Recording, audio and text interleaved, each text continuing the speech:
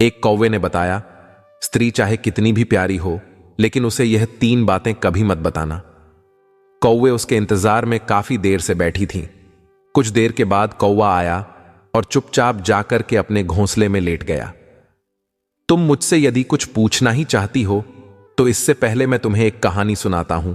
उस कहानी को तुम ठीक से समझ लो, इसके बाद तुम्हें जैसा उचित लगे वैसा करना। कौवा कहानी सुनाने लगा।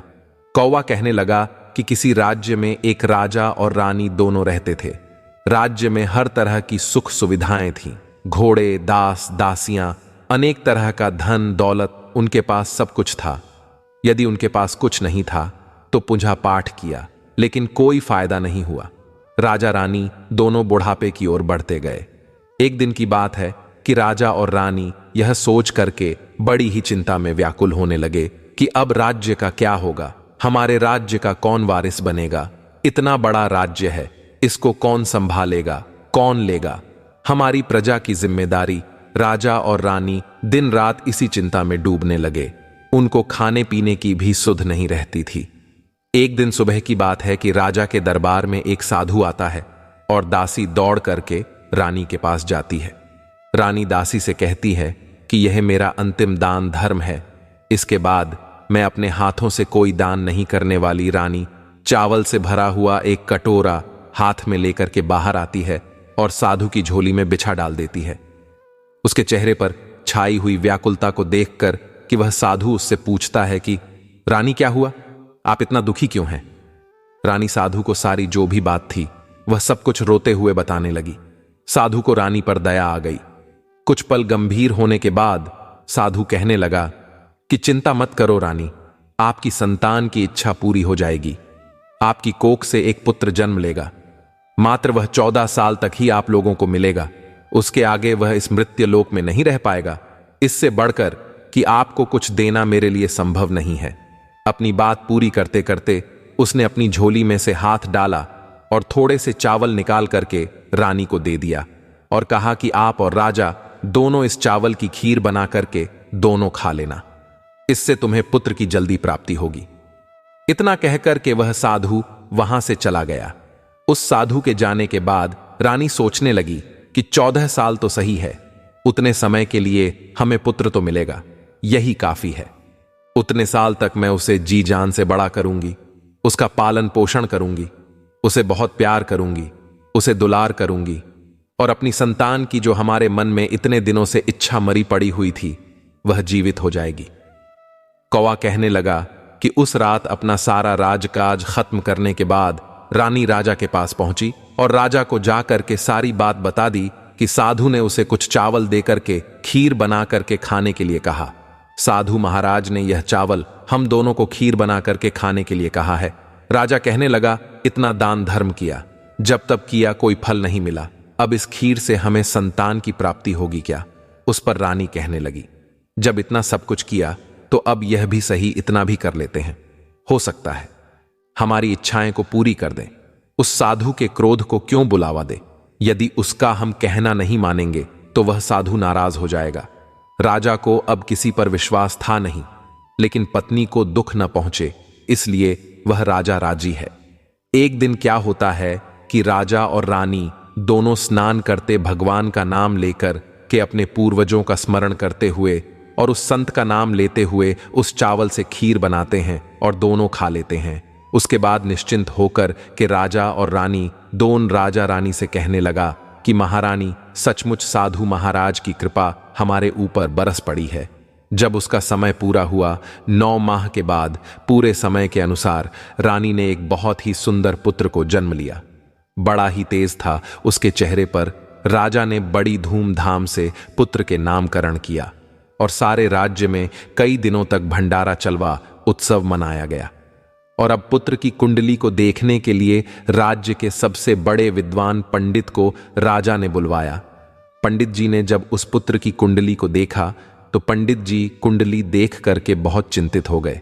कहने लगे कि महाराज, जो यह पुत्र है सिर्फ 14 साल तक जीवित रहेगा। राजा को इस बात की भनक भी नहीं थी। रानी को भी साधु महाराज की बात याद आ गई। दोनों चुप रह जाते हैं। उसके बाद राजा और रानी बड़े लाड़ प्यार से बेटे का पालन पोषण करते हैं। उस बेटे की हर ख्वाहिश को, हर जिद को वे पूरी करते हैं, थोड़े समय के लिए ही सही। भगवान ने संतान की अपनी मुराद पूरी कर दी। इससे वह हमेशा अपना किस्मत मानते थे। राजपुत्र दिन प्रतिदिन बड़ा होता गया। जब वह 7 साल का हो जाता है तो राजा एक अच्छे गुरु की नियुक्ति करके उसे पढ़ाई लिखाई में राजशस्त्र विद्या का और घुड़सवारी आदि जब भी 12 विद्याओं का शिक्षण कराते हैं। जब वह सब शास्त्र और विद्या में पारंगत हो जाता है और 12 साल की उम्र का वह जब बालक हो जाता है, तब एक अच्छी सी राजकन्या को देख करके उस बालक की शादी करवा दी जाती है। 2-3 साल बीत जाते हैं। बेटा जब 14 साल का हो जाता है तो एक दिन वह राजपुत्र राजा से कहता है कि पिताजी, मैं अपने राज्य को घूम करके देखना चाहता हूं। आज तक मैंने इस राज दरबार के और इस महल के सिवाय मैंने बाहर कुछ नहीं देखा है। बेटे की बात को सुनकर के राजा बड़ा परेशान हो जाता है, क्योंकि पुत्र को 14वां साल शुरू हो गया था। अब कोई अनहोनी होने का वक्त नजदीक आ पहुंचा था। लेकिन राजा यह सब बातें पुत्र को नहीं बता सकता था। वह क्या करता कि चेहरे की खुशी ला करके बेटे से कहता, हाँ हाँ जरूर जाओ बेटा, तुम्हें अपना सारा राज्य घूम करके देखना चाहिए, कहां क्या है यह सब जानना बहुत जरूरी है। कल मेरे बाद ही को आपने जो भी कहा है मैं वैसा ही करूंगा। एक दिन क्या होता है कि राजपुत्र दिन भर अपनी पत्नी के साथ मौज मस्ती करता है, खुशियां मनाता है और रात को ठीक 12 बजे बिस्तर से उठ करके बाहर चला जाता है। फिर सुबह होने से पहले वह वापस अपने महल में आकर के सो जाता है। ऐसे बहुत दिनों तक चलता रहा। अब पुत्र का 14वां साल खत्म होने में कुछ ही दिन समय शेष रह गया था। एक दिन की बात है कि उसकी पत्नी छोटी रानी रात में जाग जाती है। रानी देखती है कि बिस्तर पर जो वह राजकुमार है वह नहीं है। महल में सब जगह देखती है, खोजती है, पर वह कहीं नजर नहीं आता है। क्या करेगी, किससे कहेगी? वह चुपचाप रहती है। फिर सुबह होने पर वह देखती है कि उसका पति अपने बिस्तर पर सोया हुआ है। वह पति से कुछ नहीं पूछती, लेकिन दूसरी रात भी वैसे ही होता है। तीसरी रात, चौथी रात, ऐसे कई दिनों तक चलता रहता है। रानी इस तरह की व्यवहार को देख करके अपने पति के बहुत चिंतित हो जाती है, उदास हो जाती है। पति रात को कहां जाता है, क्या करता है, किससे मिलता है? उसके मन में अनेक तरह के सवाल उठते हैं, लेकिन उसे पूछने में उससे डर लगता है। शायद पत्नी के पूछने पर पति को गुस्सा आ जाए और वह गुस्से में आकर के कुछ भी कर बैठे। सास ससुर से पूछने के बारे में सोचा तो उसकी कुल मर्यादा के बीच में आ जाती है। सोचने लगती है कि इस बात को अपने सास ससुर से क्यों पूछूं।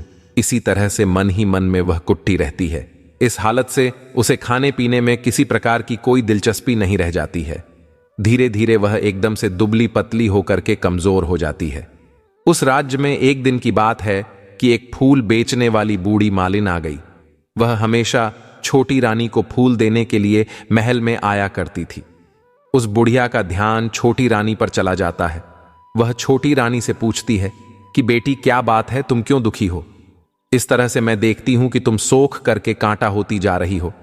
रानी कहने लगती है कि क्या बताऊं तुम्हें अम्मा, तुम्हारा जो यह राजपुत्र है वह प्रत्येक रात्रि को बिस्तर से अपने उठ करके कहीं चला जाता है और सुबह होने से पहले ही वापस आकर के अपने बिस्तर पर सो जाता है। वह कहां जाता है, किससे मिलता है, कौन सी उसकी प्रेमिका है, यह सब सोच करके मेरा मन बड़ा दुखी होता है और इसी दुख और चिंता के कारण मैंने खाना पीना सब कुछ छोड़ दिया है और इसीलिए सक करके मैं कांटा बन गई हूं। रानी की बात सुनकर कि उसे एक उपाय बुढ़िया बताती है। कहती है कि बेटी ऐसा करना कि आज रात तुम सोना मत, उसके पीछे जाकर के देखना कि वह कहां जाता है, क्या करता है, किससे मिलता है, उसकी ठीक से पहरेदारी करना। पर मुझे नींद आ गई तो क्या करूंगी?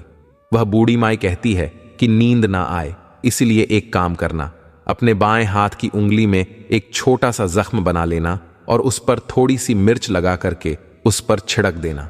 उससे तुम्हें बड़ी जलन होगी और उस पीड़ा से तुम्हें रात भर नींद नहीं आएगी। रानी बुढ़िया के कहने के अनुसार अपनी उंगली में एक छोटा सा घाव बना करके और उस पर थोड़ा सा मिर्च लगा लेती है और उसे नींद नहीं आती है। लेकिन थोड़ी देर के बाद जब वह सो जाती है, दूसरे दिन सुबह बुध के कारण मुझे नींद नहीं आई, लेकिन जैसे ही जलन शांत हुई उसके बाद मैं सो गई। फिर मुझे पता नहीं चला कि क्या हुआ। वह बुढ़िया कहती है कोई बात नहीं, आज तुम उंगली पर पहले से थोड़ा बड़ा जख्म बना लेना और उस पर ज्यादा मिर्च लगा लेना। रानी वैसे ही करती है, परंतु वह सिर्फ पति के बिस्तर से उठकर के बाहर निकलते वक्त जाग पाई। वह उसके पीछे नहीं जा सकी, क्योंकि अम्मा आज भी उसकी पहरेदारी में ठीक से नहीं कर पाई। बुढ़िया कहती है कि बेटी, सब कुछ ठीक हो जाएगा, तुम आज रात जख्म और बड़ा करना और उस पर ज्यादा मिर्च के साथ नमक भी लगा लेना, और एक काम करना बेटी, वह जब जाने के लिए निकलता है तो उसका रास्ता रोक करके उसके सामने खड़ी हो जाना। बुढ़िया ने जैसा बताया, रानी वैसा ही करती चली गई। आज रात उसे नींद नहीं आ रही थी। पति रात के 12 बजे बिस्तर से उठ करके जब महल से निकलने के लिए आगे बढ़ता है, तो वह बुढ़िया ने जिस तरह से उसे बताया था उसी तरह से रानी आकर के पति के सामने रास्ता रोक करके खड़ी हो जाती है। कहती है, कहां जा रहे हो और किससे मलने के लिए तुम जा रहे हो, मुझे यह बताओ। इसके बाद में जाना पत्नी को इस तरह से देख करके वह राजपुत्र से बहुत समझाने की कोशिश करता है। कहता है कि देखो, अगर मैंने तुम्हें यह बात बता दी तो मैं तुम्हें दोबारा नहीं मिल पाऊंगा। पत्नी कहती है, कोई बात नहीं, ना मिल पाओ, लेकिन आप रात के समय कहां जाते हो, क्या करते हो, किससे मिलते हो, यह पहले मुझे बता दीजिए। वह राजपुत्र इसके पत्नी की जिद के आगे बिल्कुल असहाय हो जाता है। पत्नी की जिद के आगे उसकी एक नहीं चलती। ठीक उसी समय उसका 14वां साल शुरू होने वाला था, 1500वां साल लगने वाला था। अब वह जाने दो। वह सोचता है कि वह कुछ चावल मंत्रों से सिद्ध करके अपनी पत्नी को दे करके कहता है कि देखो, इन चावल के दानों को दोनों हाथों में अपनी मुट्ठी में पकड़ लेना। पहले दाएं हाथ में पकड़े चावल मेरे ऊपर फेंक देना। मैं कौन हूं तुम्हें पता जाएगा। बाद में दाएं हाथ में पकड़े हंदी चावल मेरे ऊपर फेंक देना। मैं जैसा था तुम्हें मिल जाऊंगा, लेकिन यदि तुम्हें बाएं हाथ के चावल मेरे ऊपर फेंकना भूल गई तो मैं तुम्हें कभी इतना याद रखना। रानी बड़े आत्मविश्वास के साथ कहकर कि दाएं हाथ में पकड़े चावल पति के ऊपर फेंक देती है। वह जो राजपुत्र था एकदम एक घोड़े में परिवर्तित हो जाता है। एक सफेद घोड़ा, लंबी गर्दन, बड़ी बड़ी उसके अयाल देखते ही वह तेजी से दौड़ने लगता है। रानी उस घोड़े को देख करके एकदम से घबरा जाती है और पति ने बाएं हाथ के चावल फेंकने की जो बात कही थी वह सब रानी भूल जाती है। उसकी आंखों के सामने वह घोड़ा महल से बाहर हिनहिना करके बाहर चला जाता है। घोड़ा जो महल से बाहर जाता है तो वापस नहीं आता। अब रानी को बड़ा पश्चाताप होता है। वह स्वयं को कोसने लगती है, लेकिन अब उससे कोई फायदा नहीं होने वाला था। राजपुत्र अब वापस नहीं आने वाला था। जब सुबह होती है, महाराज और महारानी को सब बात पता चलता है। उन्हें बहुत दुख होता है। वह बिस्तर पकड़ लेते हैं और अपने बेटे का इंतजार करने लगते हैं। एक दिन उनका बेटा वापस आएगा, यही सोचते रहते हैं। इसी तरह से 1 दिन, 2 दिन, महीना बीत गया, 2 महीने बीत गए, 3 महीने बीत गए। आखिर धीरे धीरे करके 6 महीने पूरे हो गए, लेकिन राजपुत्र का अब तक के कोई किसी प्रकार का कोई पता नहीं था। प्रधान राजपुत्र को ढूंढने के लिए राज्य के गांव गांव सिपाही भेजता है, लेकिन उससे कोई सफलता नहीं मिलती है। इधर रानी अपनी जिद के कारण पति के गायब हो गया, यही सोच करके स्वयं ही मन अपने आप को कोसती रहती है। और एक दिन वह प्रण लेती है कि कुछ भी हो जाए, मैं पति को किसी तरह से ढूंढ करके उसे वापस जरूर घर लेकर के आऊंगी। एक दिन की बात है कि सुबह उठ करके वह अपने सास ससुर के पास जाती है और कहती है कि मैंने अपने पति को जो भी मैंने पाप कर्म किया है और उसी के कारण मेरा पति यहां से नाराज होकर के चला गया है। मैं किसी भी कीमत पर अपने पति को खोज करके लाऊंगी और मैं अपने पति की खोज में जा रही हूं। महाराज और महारानी को क्या चाहिए था? उनका पुत्र था बेटा, किसी तरह से उनको मिलना चाहिए था। वह बहू को जाने की आज्ञा दे देते हैं। कहते हैं कि बेटी, तुम्हें जो चाहे वह करो, जहां जाना हो वहां जाओ, लेकिन हमारे बेटे को वापस लेकर के आओ, भगवान तुम्हें कामयाबी दे। अब रानी क्या करती है, वही भेष बदल करके एक सेठानी बन जाती है और अपने साथ कुछ नौकर और दासियां को लेकर के थोड़ा सा कुछ सामान अपने हाथ में लेकर के राज्य की सीमा पर जाती है और वहां एक बड़ा सा भोजनालय खोल देती है। वहां आने वाले सब यात्रियों को वह मुफ्त में खाना खिलाने लगती है और उनसे कहती है कि तुम्हें जो खाना है उसके लिए एक शर्त है। कोई अजीब चीज उसकी मालकिन को यानी राजकन्या को बतानी पड़ेगी, जो वहां आने वाला हर नागरिक अपनी तरफ से मैंने यह देखा है, मैंने वह देखा है कहकर वहां से मुफ्त खाना खा करके जाता था। परंतु रानी को जो बात चाहिए थी वह अब तक नहीं मिल चुकी थी। ऐसे ही कई दिन बीतते गए। एक दिन क्या होता है कि रानी के महल फूल लेकर के जाने वाली बुढ़िया के एक बेटा और बहू थे। उनका एक छोटा बेटा था, यानी बुढ़िया का एक पोता था। बेटा और बहू सुबह काम के लिए जब निकलते तो पोते को संभालने की जिम्मेदारी बुढ़िया पर रहती थी। बुढ़िया दिन भर पोते को अपने पालती थी। एक दिन होता क्या है कि बुढ़िया को पान खाने की बड़ी आदत थी। वह पान खाने के लिए उसे छूना चाहिए था।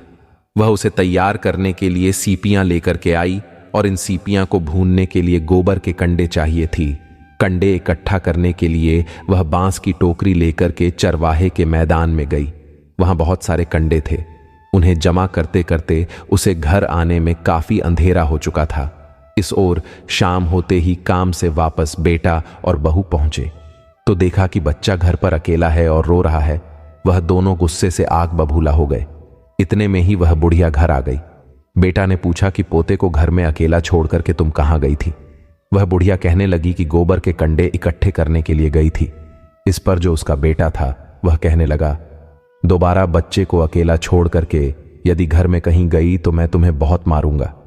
बुढ़िया कहने लगी कि नहीं बेटा, फिर कभी ऐसा नहीं करूंगी। लेकिन दूसरे ही दिन बुढ़िया यह बात भूल गई और फिर वही चरवाहे के मैदान में जाकर के कांडे करने के लिए वह चली गई। शाम को जब बेटा और बहू अपने काम को आप करके वह वापस आते हैं तो देखते हैं कि आज फिर उनका बच्चा घर में अकेला है और रो रहा है। अब उसके बेटे की जो सहन शक्ति थी वह समाप्त हो गई और बुढ़िया के वापस आने पर वे लोग उसे घर से निकाल देते हैं। बुढ़िया रात भर घर के बाहर अंधेरे में बैठी रही और सुबह होते ही टोकरी लेकर के कंडे इकट्ठा करने के लिए वह निकल गई।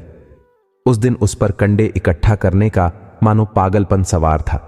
वह कंडों को इकट्ठा करते करते कब अंधेरा हो गया, सुबह से शाम हो गई, उसे कुछ पता नहीं चला। जब उसे ध्यान आया तो गांव का जो रास्ता था वह ठीक तरह से उसे दिखाई भी नहीं दे रहा था और वह अंधेरे में अपनी आंखें फाड़ फाड़ करके देखती थी और किसी तरह से वह आगे चल रही थी। फिर एक दिन क्या होता है कि एक कपिला गाय छन छन की आवाज करते हुए, जिसके गले में एक घंटी थी, वह ठुमक कर उस मैदान पर आ गई और उसे देख करके बुढ़िया सोचने लगी कि इस गाय के पीछे पीछे जाएगी तो गाय तक अवश्य पहुंच जाऊंगी। यही सोच करके वह बुढ़िया उसके पीछे पीछे चलने लगी। गाय क्या करती है कि उस मैदान से लेकर के एक एक करके 6 मैदानों को पार करती हुई आखिर में वह 7वें मैदान पर जाकर के पहुंच जाती है। तो वहां क्या होता है कि उस मैदान पर एक बड़ा सा पत्थर, जो गाय ने जाकर के उस पत्थर को अपनी सींग मारा और हटा दिया। पत्थर जब हटा तो वह पाताल में जाने के लिए नीचे सीढ़ियां दिखाई देने लगी। जब वह गाय उन सीढ़ियों से नीचे जाने लगी तब बुढ़िया यह सब देखती रही और झट से जा करके उस गाय की पूंछ को पकड़ लिया और पूंछ पकड़ करके वह गाय के साथ साथ नीचे पाताल लोक में पहुंच गई। पाताल में पहुंचते ही तुरंत गाय की पूंछ को उस बुढ़िया ने छोड़ दिया और इधर उधर देखने लगी।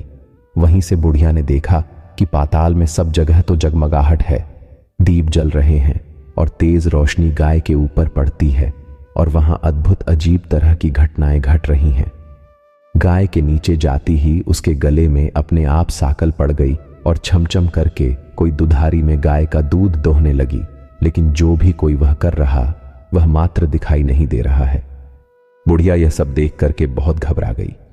सोचने लगी कि कहां आकर के मैं फंस गई। यहां वहां छिपने की वह बुढ़िया जगह ढूंढने लगी, लेकिन उसे कहीं जगह नहीं मिली। हर तरफ उजाला था। अब एक कोने में जाकर के वह बुढ़िया खड़ी हो गई। जो कुछ सामने हो रहा था उसे वह चुपचाप देखने लगी। कुछ पल के बाद, वहां राजपुत्र बनने के बाद, उसने दूसरे कुंड में पानी में स्नान किया। वहां रखे नए नए कपड़े पहने और एक सुंदर पलंग पड़ा था, उस पर आकर के बैठ गया। उसके सामने अपने आप 5 पकवानों की थाली आ गई, दूध की प्याली आई, पान आ गया और सामने उसके एक कौवा बैठा हुआ था। राजपुत्र ने खाना खाया, दूध पिया, पान सुपारी खाई और बिस्तर पर लेट जाने से पहले वह भगवान सूर्य का स्मरण करके सामने उसके रखे कौवे से पूछने लगा कि कौवे कौवे, काव अंकर मेरे माता पिता क्या कर रहे हैं? कौवा कहने लगा, बेटे के शोक में वे डूबे। वह कहने लगा कि राज्य को कौन संभाल रहा है? कौवा कहने लगा कि राज्य प्रधान संभालता है। राजकुमार ने पूछा कि मेरी पत्नी क्या करती है? कौवे ने कहा उसने चौराहे पर आकर के भोजनालय शुरू किया है। वह हर रोज नई खबर के बारे में पूछती है। कौवे के यह कहते ही राजपुत्र कहने लगा, ठीक है। उसके बाद वह सो गया। बुढ़िया कोने में खड़ी होकर के यह सब कुछ देखती रही। ऐसी अद्भुत घटना उसने जिंदगी में पहली बार देखी थी। उसे अंदर ही अंदर बड़ी व्याकुलता होने लगी। वह अपनी भूख प्यास सब कुछ भूल करके आगे क्या होता है यह देखने के लिए व्याकुल होने लगी। लेकिन उसके बाद और कुछ घटनाएं नहीं घटी। इसी तरह से रात बीत गई।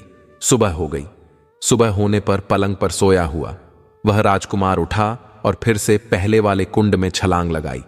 अब वह फिर से घोड़ा बन करके कुंड से बाहर आ गया और बाहर आते ही वह तेजी से उस पाताल नगरी के बाहर निकल गया। लेकिन वह कहां गया बुढ़िया को कुछ पता नहीं चला। उसके बाद पिछली रात की तरह कोई उस गाय को चमचम करके दूध दूहने लगा। जैसे ही दूध दूहना खत्म हुआ गले में उसके रस्सी पड़ गई और जो रस्सी पड़ी हुई थी वह अपने आप खुल गई और वह गाय तेजी से ऊपर जाने वाली सीढ़ियों की ओर भागने लगी। गाय को उस तरह जाते हुए देखकर कि वह बुढ़िया सोचने लगी, अब गाय के साथ यहां से ऊपर जाना ही समझदारी है, नहीं तो कोई नई मुसीबत आकर के मेरे ऊपर पड़ जाएगी। झट से उस बुढ़िया ने गाय की पूंछ पकड़ी और गाय के साथ वह बाहर आ गई। गाय जब ऊपर मैदान में पहुंची तो सुरंग का रास्ता अपने आप बंद हो गया और उसके मुंह पर रखा हुआ बड़ा सा पत्थर वह पहले की तरह ही रख गया। ऊपर आकर के वह गाय जंगल की ओर चली गई तो उधर बुढ़िया एकदम बावली सी होकर के पाताल नगरी में जो कुछ भी उसने देखा था जल्दी से जल्दी किसी को बताने के लिए वह व्याकुल होने लगी। एकदम से याद आया कि नगर की सीमा पर कोई औरत है जो भोजनालय चलाती है और नई बात बताने वाले को वह खाना फ्री में खिलाती है। ऐसा सोच करके वह सोचने लगी कि मैं क्यों ना जाकर के उस औरत को बात बताऊं और यदि उसे यह बात पसंद आ गई तो बाकी जीवन खाने पीने की जो भी झंझट है उससे सब मुक्ति मिल जाएगी। बुढ़िया ने मन में विचार किया और तुरंत उस भोजनालय के द्वार पर टगे हुए नगाड़े के सामने जाकर के पहुंच गई और जोर से नगाड़ा बजाना शुरू कर दिया। नगाड़े का इस तरह से बजना सुनकर कि मालकिन यानी छोटी रानी के मन में बड़ी प्रसन्नता होती है। सोचती है कि शायद कोई बड़ी बात लेकर के यहां आया है। रानी सिपाहियों को आदेश देती है कि जाए और जो भी कोई आया है उसकी अच्छी तरह से खातिरदारी कीजिए। आदेश पाते ही सिपाही नीचे दौड़ करके गए तो एक बुढ़िया नगाड़ा बजा रही है। उन्होंने उस बुढ़िया से पूछा कि और ये बुढ़िया क्या हुआ, क्यों नगाड़ा बजा रही है? बुढ़िया कहने लगी, कुछ नहीं बेटा, यहां खाना मिलता है ना, इसीलिए आई हूं। खाना चाहिए, मिलेगा, लेकिन मुझे तुमसे कोई नई बात जाननी है, वह तुम्हें पहले बतानी पड़ेगी। बुढ़िया ने कहा कि हां बताऊंगी।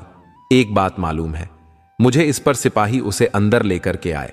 उनको मालकिन का आदेश था कि जो कोई बूढ़ा बुजुर्ग वहां आए उनके साथ अच्छी तरह से पेश आना और उनका पेशा से आदर सत्कार करना और सेवा करना। सिपाही ने उस बुढ़िया को भरपूर आदर सत्कार किया और बड़ी सी थाली भर करके अनेक तरह के व्यंजन को परोस दिया। बुढ़िया कुछ दिनों से उन्होंने खाना नहीं खाया था। कई दिनों से वह बुढ़िया भूख थी। खाने को देखती ही वह खाने पर टूट पड़ी और जब वह उसने खाना खा लिया तो उसे सिपाहियों ने नई साड़ी पहनने के लिए दी। उसके बाद उसे लेकर के वह सब रानी के पास गए। बुढ़िया और रानी ने तुरंत एक दूसरी को पहचान लिया। बुढ़िया कहने लगी कि बेटी तुम, और रानी बोली अम्मा तुम। कुछ देर तक दोनों अनेक तरह की बातें करती रहीं। आखिर बुढ़िया से कहने लगी वह रानी, अम्मा अब बताओ तुमने क्या नई बात देखी है? नई बात मैंने कोई बात नहीं देखी। नहीं है, वह तो मेरे पास तुम्हें देने के लिए पैसे नहीं थे, इसलिए मैंने झूठ कहा और नगाड़ा बजा दिया। रानी ने कहा कि अम्मा घबराओ नहीं, मैं किसी को तुम्हारा नाम नहीं बताऊंगी। फिर भी बुढ़िया कहने लगी कि मैंने क्या देखा, कब देखा, करके आनाकानी करने लगी। इस पर वह जो रानी थी उसने कहा, देखो अम्मा, यदि तुमने मुझे वह नई बात बताई तो जिंदगी भर मैं तुम्हारी देखभाल करूंगी और तुम्हें रानी माता की तरह रखूंगी। अब बुढ़िया इस बात को सुनकर के बताने के लिए तैयार हो गई। उसने जो कुछ भी उस चारागाह वाले मैदान से लेकर के उस पाताल लोक में जो कुछ भी देखा था वह सब कुछ उसने उस राजकुमारी को बता दिया। वह राजपुत्र उसी का पति है। वह तुरंत बुढ़िया से कहने लगी, अम्मा मुझे उस जगह पर लेकर के चलो। बुढ़िया कहने लगी कि नहीं बेटी, वह पाताल राज्य है, सांप है। यदि किसी ने तुम्हें देख लिया तो तुम्हारी जान खतरे में पड़ सकती है। लेकिन रानी उसकी एक भी नहीं सुनती। उसे उस जगह पर ले जाने के लिए जिद करने लगी। आखिर में बुढ़िया ने रानी का कहना मान लिया और कहने लगी कि ठीक है, मैं तुम्हें वहां लेकर के चलती हूं, पर आज नहीं, कल वहां जाना, शाम को ही जाना होगा।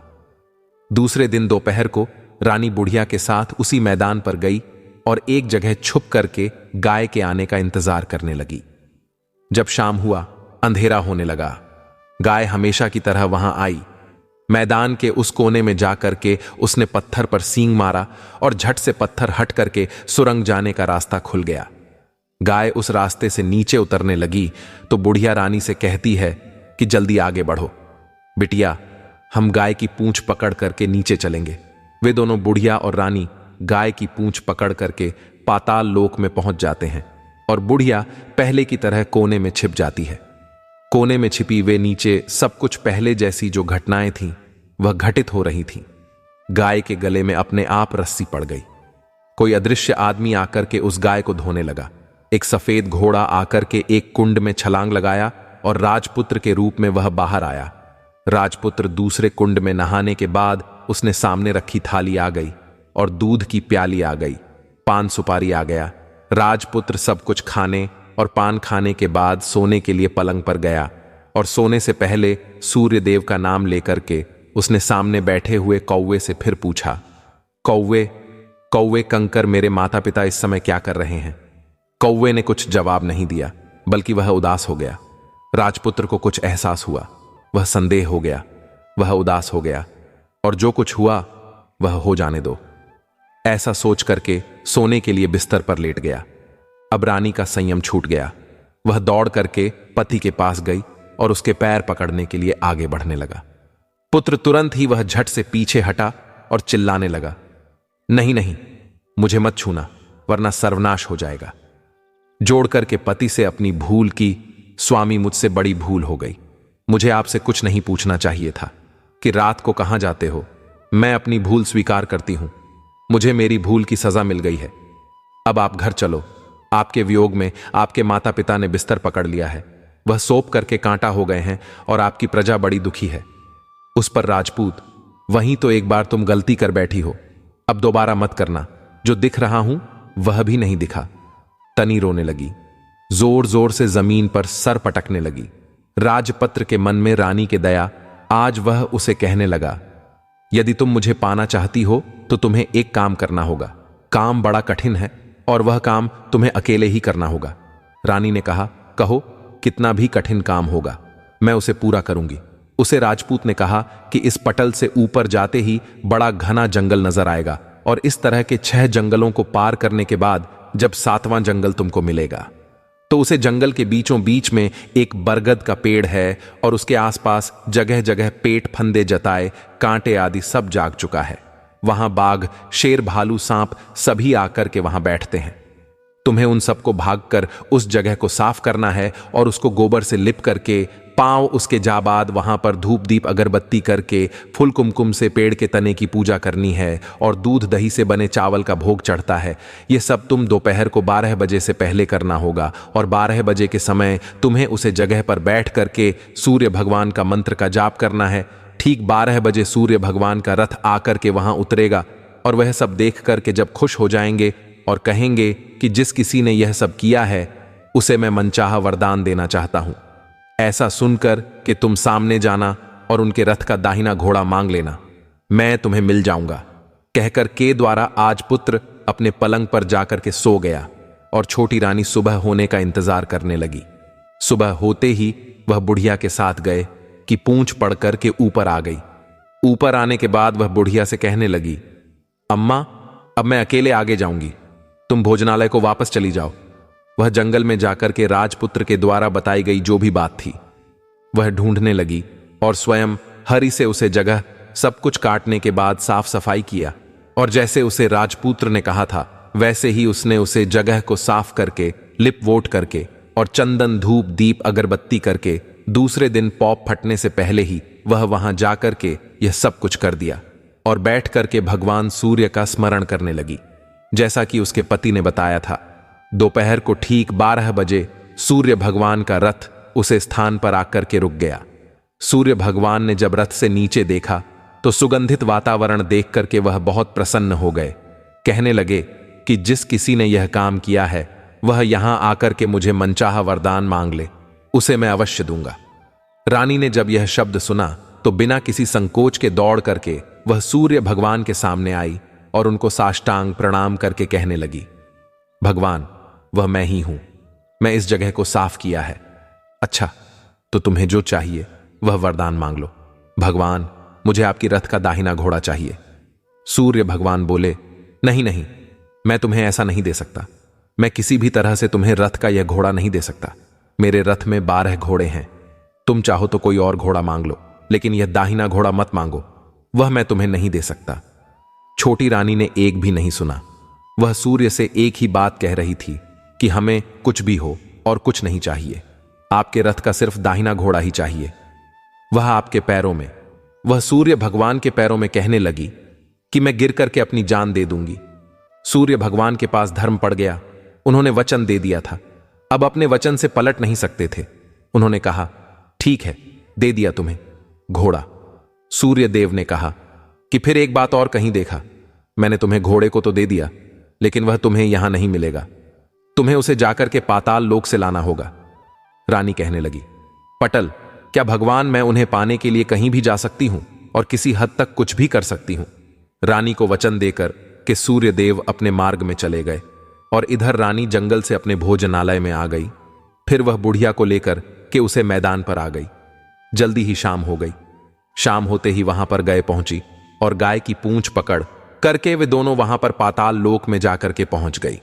रानी और बुढ़िया जल्दी जल्दी नीचे जो कुछ भी पाताल लोक में घटनाएं थीं वह सब पहले की तरह ही घटित होने लगी।